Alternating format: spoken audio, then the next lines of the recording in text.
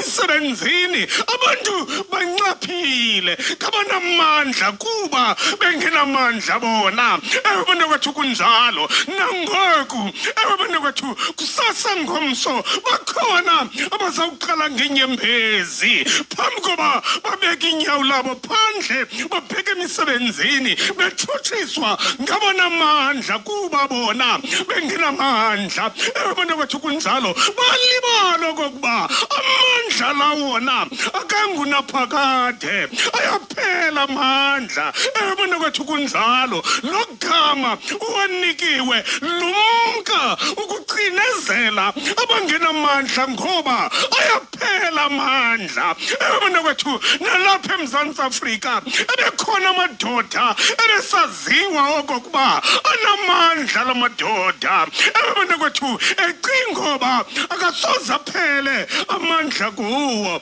kodwa sithetha nje aphelile amandla abantu kwethu abhibhidla njengoku imilobe kodwa aphelile wona amandla abantu kwethu siwabonile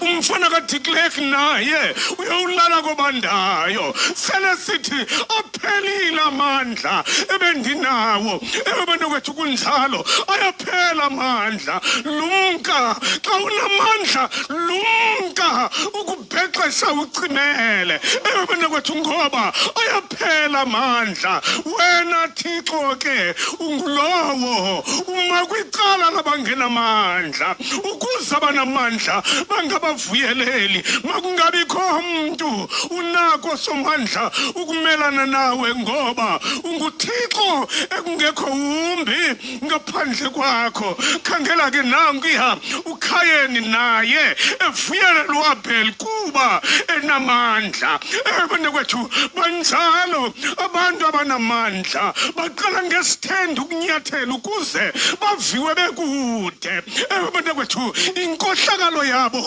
iphindaphindene belibalo bamandla la akangunaphakade ayaphela amandla abantu kwethu yayela amandla anamandla okuziguqula isimilo somuntu athi umuntu ebelungile eyimvoco ukulunga oku kodwa mhlangamini wanikwa amandla aqala ukubonakalisa isimilo esiqhaqhekileyo esingena kuthungeka abantu kwethu anjalo kakade amandla ukupheculula isimilo somuntu esitsarhayo okomzondo abantu kwethu kunjalo walumkela amandla uba unawo lumkela ukunyathela ngesithende